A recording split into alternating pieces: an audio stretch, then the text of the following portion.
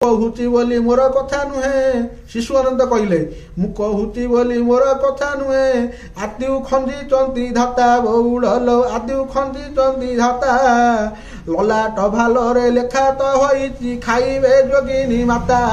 जो माने मालिका को निंदा करुचंती जो माने मालिका को खेसा पड़ी थटा मजा करुचंती महापुरुष मानू विभिन्न प्रकार भाषा रे गाली गुलज करुचंती से माने गोटा कथा मन रखंतु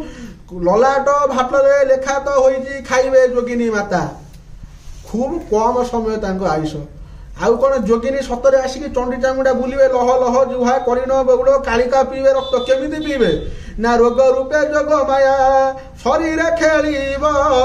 काहार आयत बाबू से काले नथिब रोग रूपे जोग माया शरीर खेलिब এই যেমতি আপনার করোনা আসিলা ব্রহ্মা জ্বর বিষ্ণু জ্বর শিব জ্বর হেব পাড়ি জ্বর হই বাবু মনুষ্য মরিব জ্বর এবে বিভিন্ন প্রকার জ্বর হচ্ছে সে জ্বর বিষয়ে মালিকারে লেখা হয়েছে। ব্রহ্মা জ্বর বিষ্ণু জ্বর শিব জ্বর পাড়ি জ্বর একুয়া জ্বর বিভিন্ন প্রকার জ্বর ଅଛି ଏବେ ସେ ଜ୍ୱର ମନୁଷ୍ୟକୁ ହେଉଛି କହୁଛନ୍ତି ଏଗୁଡ଼ା ଭାଇରସ ଜ୍ୱର ଆସିଛି କ'ଣ ମେଡିସିନ ଖାଇଲା ବେଳକୁ ମେଡିସିନ କାମ କରୁଛି ସେ ଜ୍ୱର କ'ଣ ଲେଖା ହେଇଥିଲା ମାଳିକା। ଦେଖନ୍ତୁ ମାଳିକା ମିଛ କ'ଣ न घटिया आगु मालिका हूँ कौन ना मालिका खाली भविष्य कथा कहे ना आगत नागत गतागत जहाँ आगु घटी जा अतीत जहाँकि वर्तमान जहाँकि भविष्य मालिका तीन कालर कथा कहे आ मालिका को केवल पंचसखा मैंने लिखि ना पंचसखा पर जो आसिले महापुरुष हाड़ीदास लिखिं आमर रईदास मालिका लिखिं दीनकृष्ण दास मालिका उलट चौधरी लिखिं कोरान लेखाई आपड़ जानी मुस्लिम मान कोरान कोरान लेखाई कयामत आएगा आएगी कयामत कहर जल जल खूब खूब ना तो नाबुत हो जाएगी सर्व जर्मानी आसमानी का तादर भी सी भी लिखिं कोरान देखो भविष्यवाणी अच्छी बाइबेल भविष्यवाणी अच्छी खाली जा हिंदू धर्म में लिखिं नुह रामचरित मानस भी तुलसीदास गोस्वामी लिखिं कुकुर पीब क्षीर बाछुरी मरिब शला माछ बापा उपास रहिब ये जिन भी देखु आउ घटिया किसी ना तुलसी लगाई नदेवे पानी माता को बोलिबे जाल डाणी तुलसी मूल कहीं पानी दबार कहीं देखुना माता को तो माँ को तो अनाथ आश्रम माँ बापा को छाड़ुं जो कथा आउ कौन केते पापी देखु केते प्रकार पाप होती देखु सत्य जुगर एभली प्रकार पाप नथिला त्रेतयारे नथिला द्वापर नथिला ये घोर कली काल कौली पाप होती देखो आउ कौन ना से शिशु अनंत महापुरुष भुवनेश्वर जो खोर्धार बालीपाटना जे गार कटा जंत्र जाने अनंत गार कटा जंत्र जाने श्री अनंत दास बालीपाटना जार अटई से स्थित से बालीपाटना अनंत दास स्थित अच्छा से गार कटा जंत्र साधक महापुरुष लिखिले कौन ना पितृमातृ को आउ कई पिता माता गुरु गुरुजन दिय देवता ब्राह्मण मुख्य करी गोमाता को भी आउ कई मानुना केमिति मानुना पटा मड़ाण शिष्य बारंग कहले कहले रे बारंग गोरु को जे चषा निर्घात पिटिबे पराशर शास्त्र मान बौल पराशर शास्त्र मान चिरी चारी दे चुली जाड़ुथिबे मोहे होई हत ज्ञान गोरु को जे चषा निर्घात पिटिब गोरु देखु आज्ञा गोरु मान जो मैथुन कर कथा उठिला ये जिनस नुह कंसई हाथ में बहुत गोरु को आजिकल बिकुंट ना कंसई कारखाना बंद हो जाता तेणु देखु ये पाप द्वितीय पाप कौन गाई हूँ गोमाता मुझे हिंदू धर्म में 5टा गौ को मानिया चलिए किंतु गाई की मानुना क्या मानुंट ना कुकुर गाइबे जदुर्वेद छंद बग पढ़ुथिबे गीता बौल बग पढ़ुथिबे गीता हेमंत काल रे जानिबु बारंग कलंकीर जीवा कथा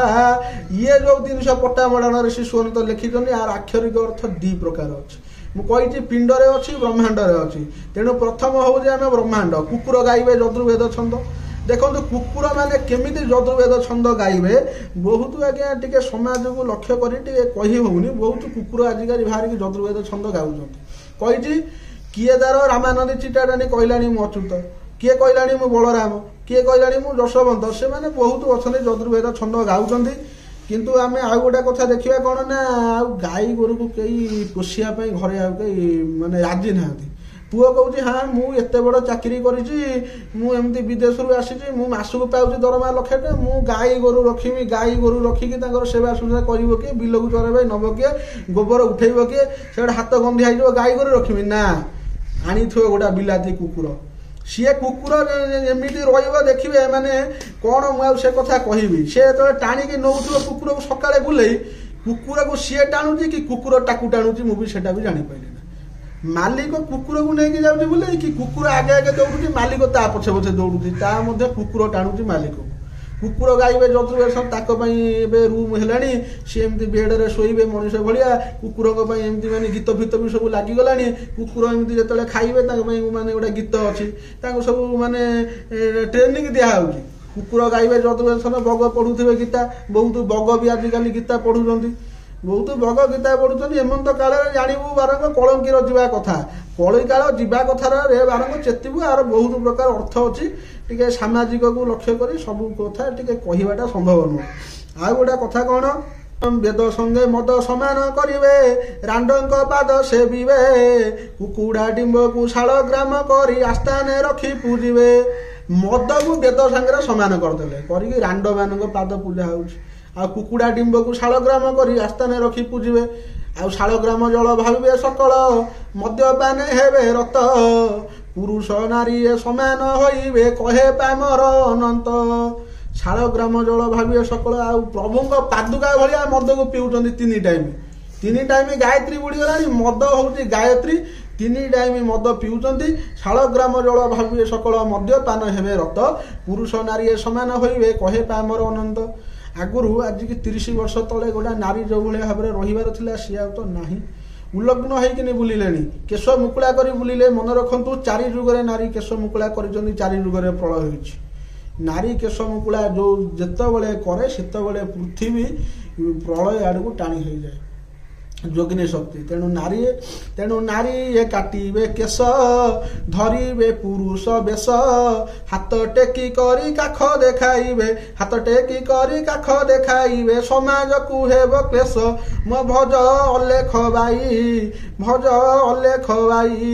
तेणु ये कथा किए कहले ना आर्तरास कहले भीम भईंकर शिष्य बेनुपड़ा मठर महंत आर्तदास मालिकार लेखिले आउ जो कथा आर्तदास कहले नाई नाई महापुरुष जहाँ कहते ठीक किसी मिछ कहना ठीक ए वचन सत ठक नमण पंडित ठीक रे आरत कही गले सत्य ठीक रे आरत कही गले सत्य देखिब रही मो भज अलेख बाई हरि भजुथा रे हरि भजुथा निरते रही मो भज अलेख बाई तेणु देखु ये सब पापर कथा गला बहुत लोक मालिका प्रचार करुँच महापुरुष कहते ना अच्युत ठार जे बुझिब निश्चय भकत से 256 जन को मोर ग्रंथ मिलई।